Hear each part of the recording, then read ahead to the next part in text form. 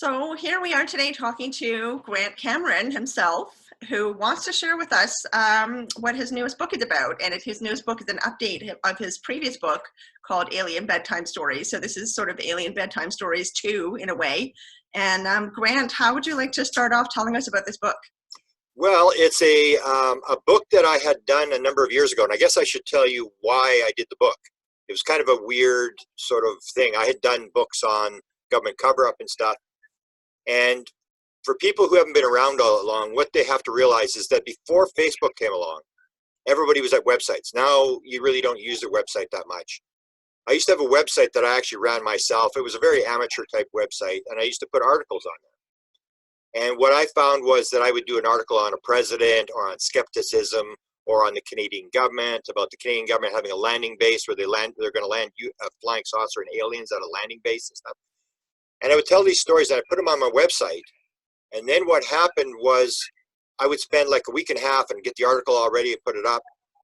And then I would look at how many, I could tell exactly how many people had read it. And some of them, there's like 20 people had read it. And I went, we did all that for 20 people? And I got really frustrated because some articles would be really good where there'd be thousands of people had read them, and some that would have nothing, nobody would read them. And I would think this is important material. And the other thing that then inspired me, because it was so book of frustration. The other thing that inspired me, the biggest story I had on this old website was a story, and I call it the deer story. So what happens is it happens outside of Winnipeg. And it's a story about a deer that they find up on a hydro line, and I remember hearing about this. And it's hanging off the hydro line, and its feet are taken off. So about this much of each of the feet are taken off. And of course, everybody said, "Well, you know, get hit by a train." And going, "No, I don't think I hit by a train. It's right along the train track, and it's up on this wire.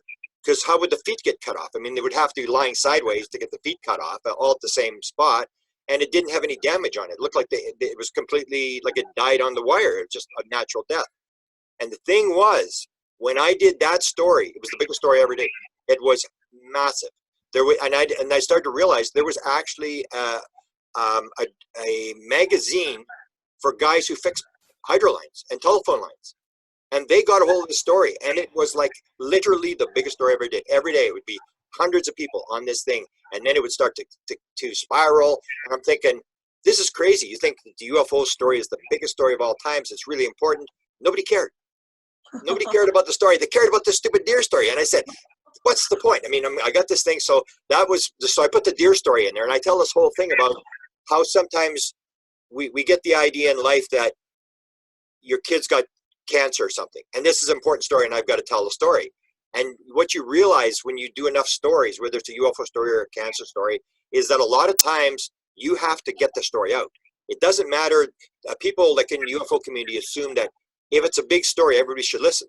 And that's not the case. Just because it's an important story doesn't mean anybody's going to listen. You still have to promote the story, because childhood cancer is as important a story as UFOs.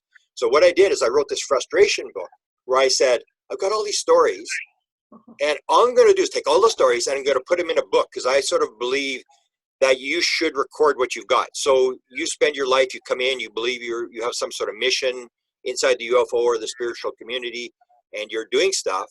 And I think it's incumbent upon people. I always tell them, have you recorded what you've got? And they go, well, no. And I go, well, why don't you record it for your children, your grandchildren, for history? If you think it's that important, you write it down. It doesn't really even mean that you're going to make $1 million, or maybe only one person's going to read it, but that person may get something out of it. That you should write it down, you should journal it. And a lot of people will use this stuff where just the act of journaling your own experiences helps you think through the experiences. And so I always encourage people. And that's when I said, I've got to put this in a book so it doesn't disappear, because my website may go down or whatever happens. So that's what I did. I took maybe 73 articles and I put them all together, and I just stuck them in the book. And they're all sort of disconnected. So I do one story on each president, because I did the president's UFO website. So I would tell a really weird story about UFOs with every single president. And then I did one on, I'm always big on how you think. So I looked at skepticism, I looked at consciousness, and I would do one article on each of these. And then I do the Canadian government, because you and I are both Canadians.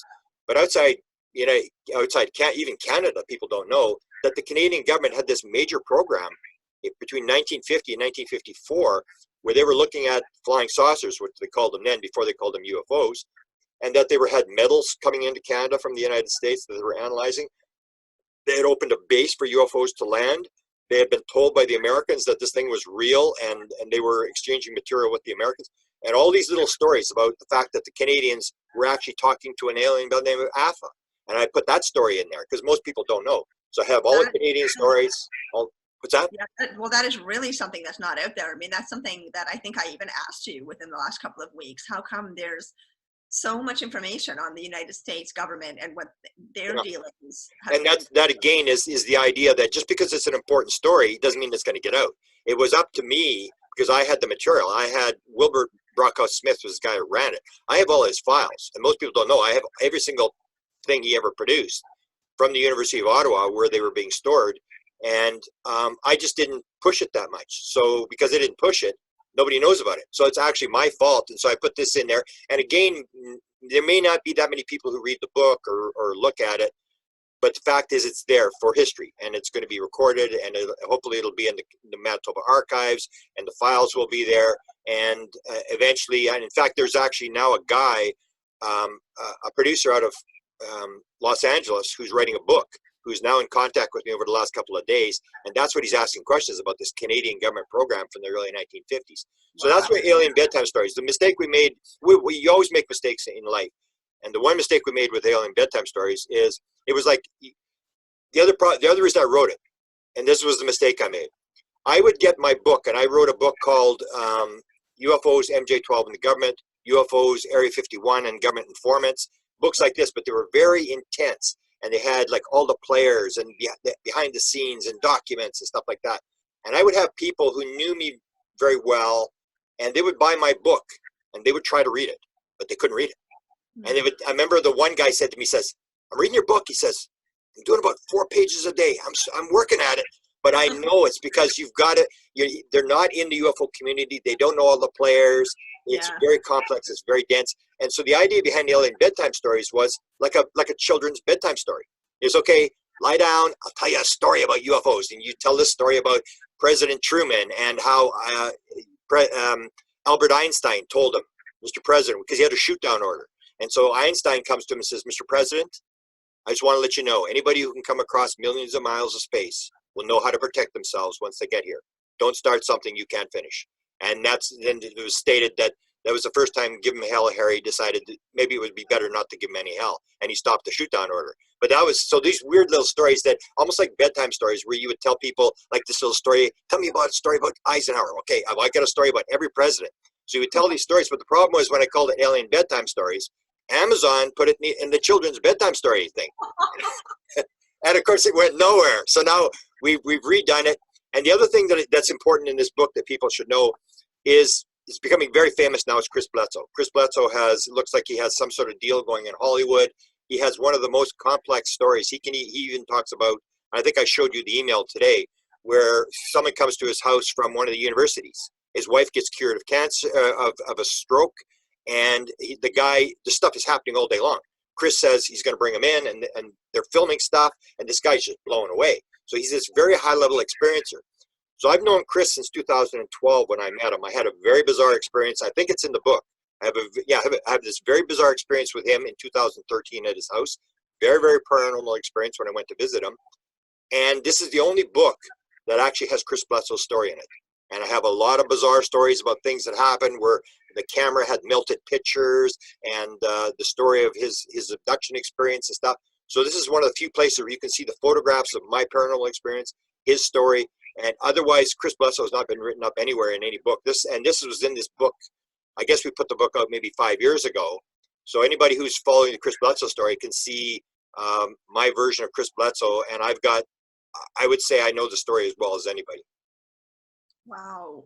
I mean, Chris Bledsoe, I know, is gaining more and more traction, in my understanding, even though he's been around for a while, been telling his story for a while. Now it seems like more and more people are becoming aware of who he is and what his story is. So that's wonderful that you're including it in your book. Alien Bedtime Stories is definitely a bit of an odd title, but, it'll grab people's attention, that's for sure. And actually, just about the title, this seems to be Alien Bedtime Stories 2, but it's not called Alien Bedtime Stories 2. So can you kind of explain what the difference is between the first Well, production and it's the second? it's a revised version. We had it with a publisher, and because I have my own publishing company, it's all connected. He was having tax troubles with the book, and was done a bunch of books, and he decided he didn't want to do publishing anymore. And he lives in Boulder, and he said to me, he said, "Do you want to take the book back?" And I said, "Yeah, sure." And so what I did was I took the book back, put it under my publishing company's name, and what we did is updated it. We updated the Chris Bledsoe thing a little bit, not that much. I had a newer version which I didn't use, but I updated that, and I added a Trump chapter.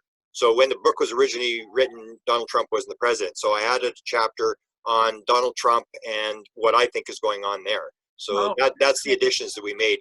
But it's a very interesting book in terms of the ability to read 5 pages and end a story, and then go to the next story and go to the next story. It's not like normal books where unless you're really into it, you just can't follow the plot because it's so complex.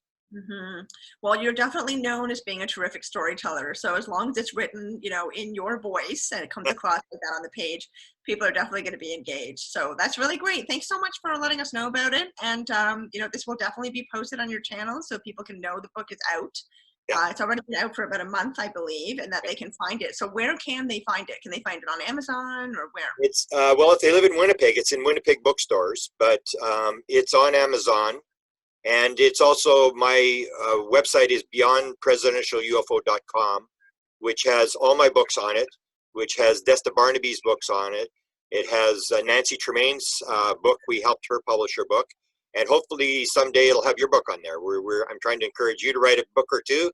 And so beyondpresidentialufo.com has all those books. And it's at most people will go to Amazon. And if you're in Winnipeg, you can actually buy it in the bookstores here. Okay, wonderful, wonderful. Well, this will definitely help to get the word out, and I believe you're going to be bringing copies with you to any events that you have upcoming, maybe after this virus situation blows over. It's currently March 15th, 2020, so who knows when this will actually end. But when you're traveling again and you can go to events, people can also find copies of the book there with you in person, get it signed, which would just make their bedtime, I guess I should say.